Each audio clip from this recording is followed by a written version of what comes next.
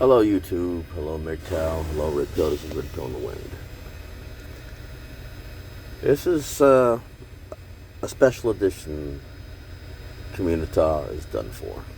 This is about that live stream that I was on with Pastor Doom. Now, let me tell you a little something about FBA, Foundation Black Americans.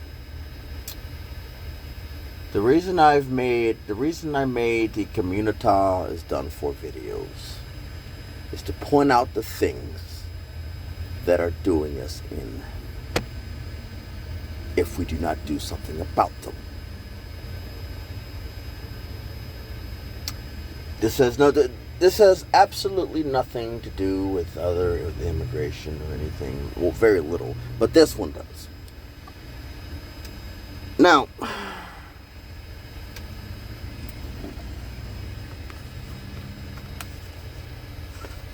I'm going to explain something to you in simple terms.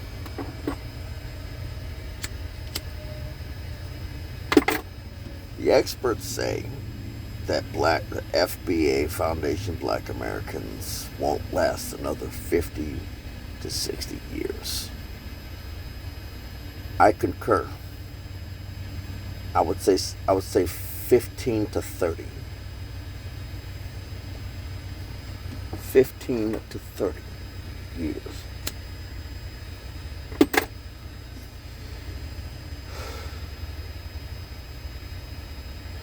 The reason I say that,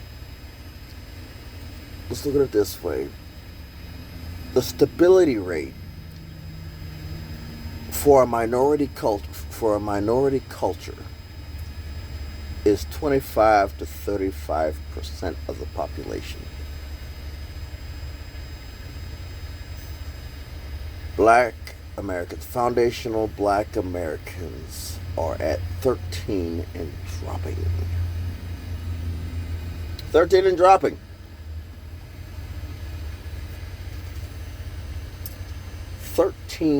and dropping.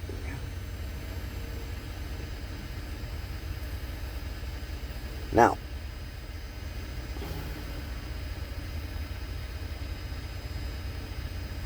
when you have those numbers, it's not looking good.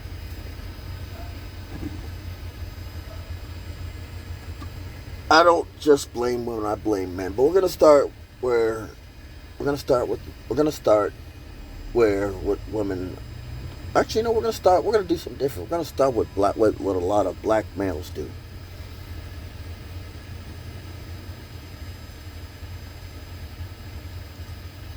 A lot of the uneducated black males, the ones they go after, the men that they actually go after in their early years to ruin their lives.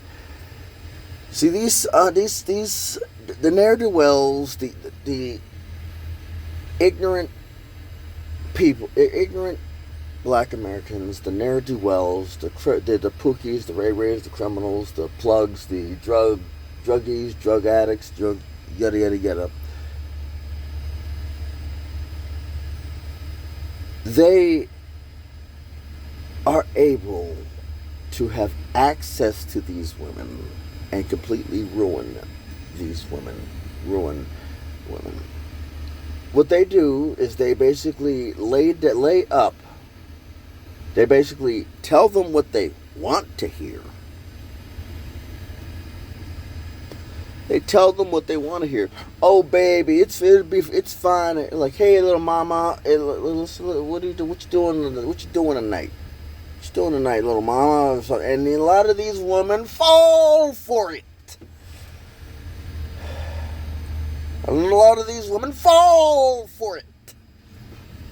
They go up here, they say, hey, little mama, how you doing? Hey, mommy, how you doing today? Like I said, what you doing later on tonight? What do you say we get together and hang out or some sort of like Netflix and chill? And these women fall for it. Or I'm like, hey girl. No, these women fall for it. And they say it in a way that is smooth, that is concise and smooth and not even eloquent. but they say it in a way where they call it swag.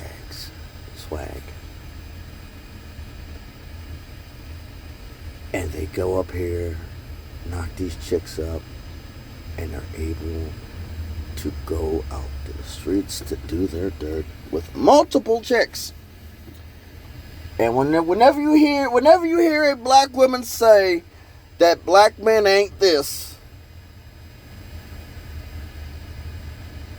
those are the people that she's talking about. Those are the people that she's talking about.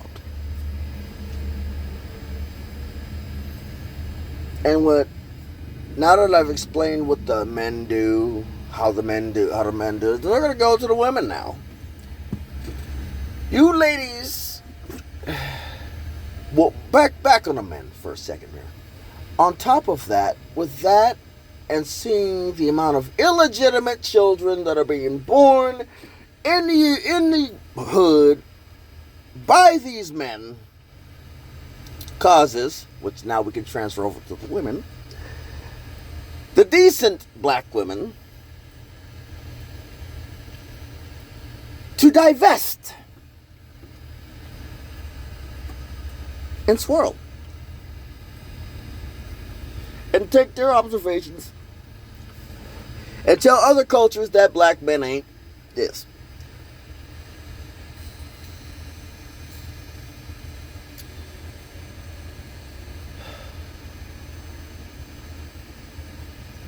I knew Eve wasn't for black people.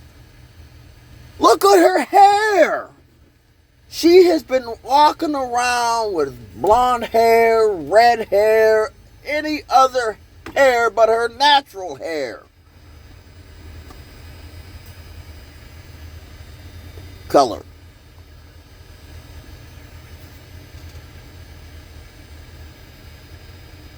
So why are you mad at Eve for being the one lone black, the one of the only only two black people in that holiday picture, in that family photo? I'm not mad at her. I'm not shocked. I expected it.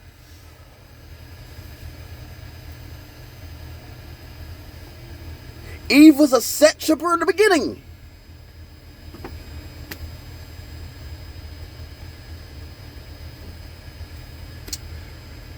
Moving on. Let's go with what a lot of the women have done. They have slept with those men that I described. And believe it or not, they're educated wames as women. They have basically poked and prodded and pestered the educated women, the educated black women, out of the hood, to basically pushing them to divest. And it's not just the women that have done it, it's men. They've pushed the educated men and women to basically destroy each other, pushing them to divest. And the few educated black men who wanted to date these intelligent women cannot, because of the damage that have been done by both the black FBAs, male and female. An educated black man doesn't have a single snowball's chance in HE double hockey stick to even have a chance to have a family with an intelligent black woman like themselves. Even if they wanted to.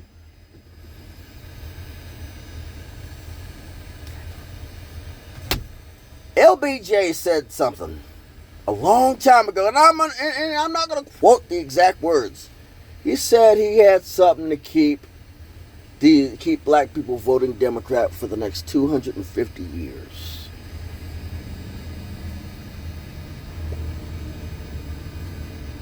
Section 8 housing. is for women with kids, right?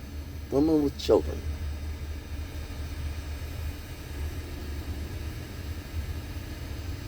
And before you get on me about black men being in nursing, we're in nursing homes with nobody caring for us because nobody cares. That's why black men are in nursing homes for strokes, are in nursing homes for cancer, nursing home when they get old for heart problems, because nobody cared in the first place, because it's designed so that nobody has to care about black men.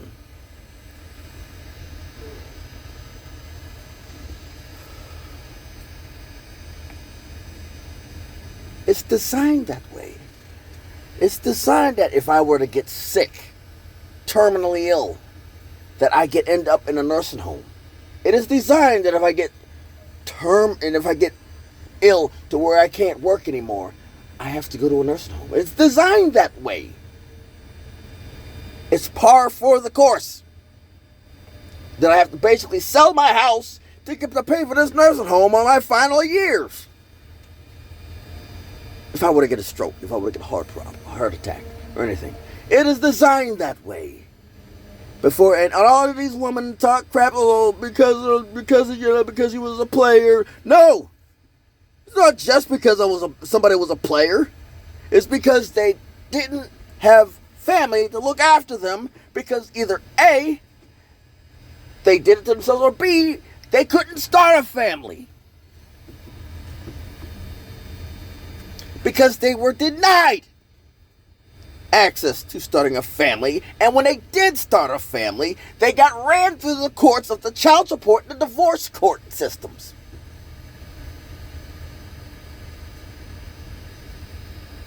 And became destitute.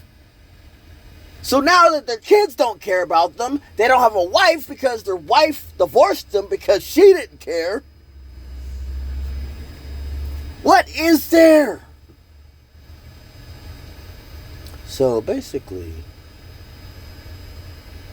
it's not just women, it's men as well. It ain't just women, it's men as well. And like I said, Section 8 housing was the proving ground to break up the black nuclear family. And I'm going to tell you something here about the H-1B.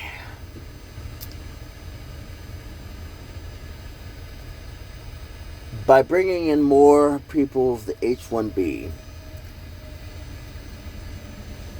it's going to put black people, the black population,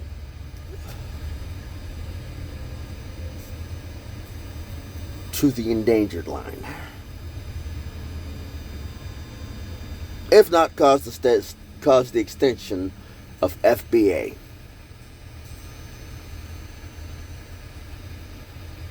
Like I said, the stability rate for FBA is at 25 to 35%. As soon as H-1B hits into play, it is going to 35 to 25% is going to be the barely holding on stage. And where we're at now is going to be, and where we're at 13% of the population is going to be declining stage. It's going to be the declining stage. We are fast approaching the decline as the FBAs, and you know why? And it's because foundational black women didn't pick the men that were going to promote healthy families, and many of the foundational black men were denied. That is where you get the passport bros, which is basically nothing, in comparison to anything. Because it is nothing more than chasing after the sun to have it come up behind you again. I've said it before and I'm going to say it again. You're chasing after the sun to have it come up behind you again. Do you know what that means? An old 60-year-old man of the white of a white man had married a 25-year-old Filipino woman. 2 years, basically asked her, why did you marry him? And she said, so because I don't want to work. She said to herself that she does not want to work. 2 years later to the date, got her citizen, folded off. We ain't nothing but a nut. Well, like I said, passport bros ain't nothing but a mark. Ain't nothing but a trick. You know? Ain't nothing but a trick to turn. Either, look, and it's just like, there's nothing to be mad about, because it's just women doing what women do. And just modern women doing what modern women do. Just modern women doing what modern women do. They're just doing what they're doing. You know, it's like you can't say anything about it. You can't chastise it, but you just gotta let it happen. It's just gotta happen the way it is, because it's not gonna work. Nothing you say or do is gonna change the situation. I don't know why you're gonna get mad. I don't know why you're gonna get pissed, because it's pointless. It's pointless to get mad. It's pointless to be angry. It's pointless to show it. It's just pointless. Just basically live your life the best way as you can at this point in your life. Live the best way as you can, because getting angry, getting hurt, being pissed off is doing nothing but causing you problems, causing you stress, causing you all types of bull crap that you really do not want in your life. So basically, the best thing I can say is it's not going to get any better. It's going to get worse. Live your life. And on top of that, you can't, there's nothing you can say or do that's going to fix it. Because as soon as H-1B comes into effect, we're going to go out, black FBA is going to go out like a whimper.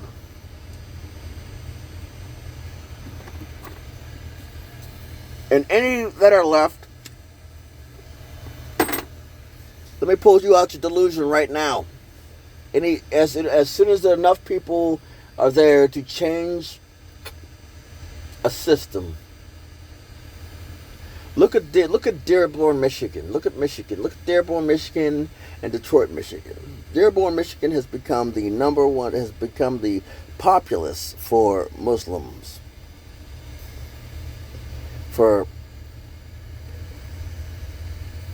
Middle Eastern Americans. They have basically came in from across the Middle East into Michigan, into Dearborn, Michigan, into Michigan, and completely changed the environment. If I were to go to certain parts of Michigan, I would probably be beheaded. If I were to go to certain parts of the United States, because of how the populace of that area has changed the governing body, I would be beheaded. Because they would see me as invading their territory. I would be beheaded because they would see me as invading their territory. You know?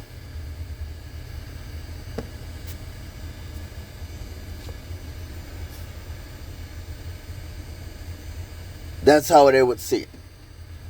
It would be seen as invasion of their territory. I would be beheaded, and there would be no justice. So, once we reach a certain population, we're at risk. We're at risk.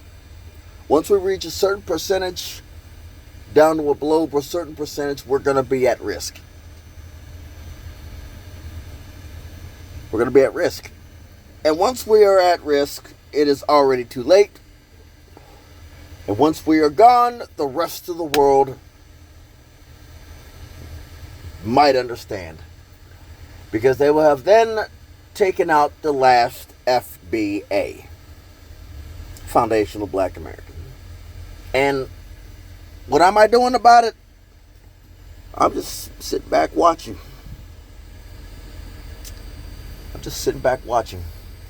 And if you think that your wealth and your intellect is going to save you as the FBA because you've worked with these people before, let me explain something to you. A lot of these people will stab you in the back. The people that sign your paycheck will stab you in the back. Doesn't matter if you get a business signed on, a contract signed on, they will stab you in the back. Another thing is, black Americans are some of the most hated people in the world. Just saying.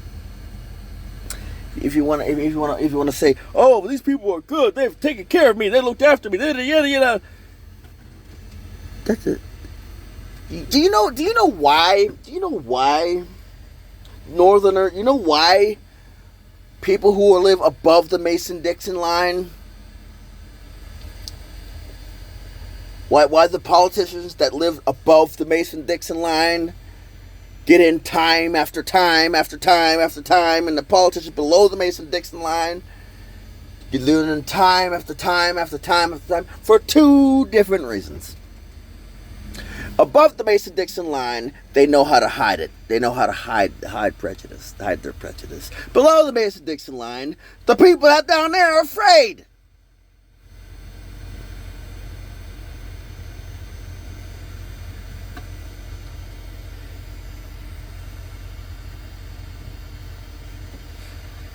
I don't mean to talk trash about the South.